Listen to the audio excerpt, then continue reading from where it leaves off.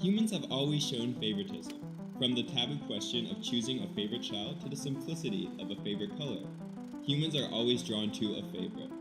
The mind is complex, and we're always searching for multiple solutions that work, and those solutions become repetitive, then routine, and what works becomes our favorites. Although our favorites are rooted in our own personal history, they eventually become unconscious and are established.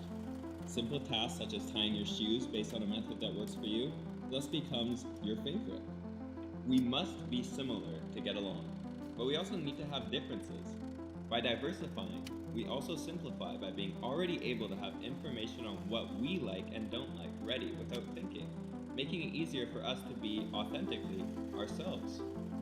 This idea of simplifying your message to stand out is actually similar to how the idea of branding started. Brands were the conveyors of information, letting the consumer know a product's quality in a matter of seconds. For example, if we showed a red tin can with the name Campbell, you would connect that can with a good wholesome soup. As the corporations and advertising grew, brands began to connect with deeper meanings beyond quality. For example, Ford being a symbol of strength, masculinity, and America. As brands became even bigger and began to mean more than quality, a new form of favoritism was born: brand loyalty. But at the turn of the millennium, one invention would change everything: the internet. Information at the touch of a button. Suddenly everyone is informed on everything all the time, and the information carried in a brand becomes accessible without the ads. Then, people's favorites started to become more informed. Some brands have built off this new, informed era, using the online information cycle to build off their own brands, examples like American Apparel or Lululemon.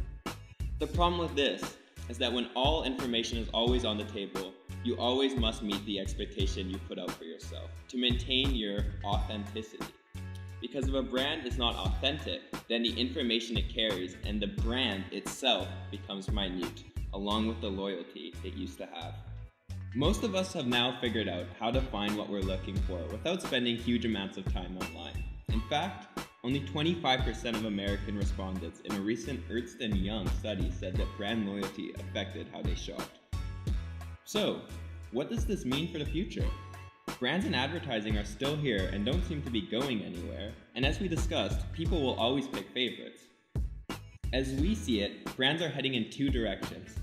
One, some becoming even more enveloped in characterization, taking stances on real-world issues, creating social media personas, and tying even more into people's lifestyles. The second, a return to brands being tied to products and the hard sell.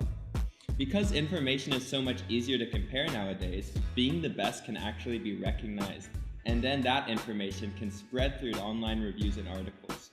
So where will the future lead? Probably somewhere in between the two. Only time will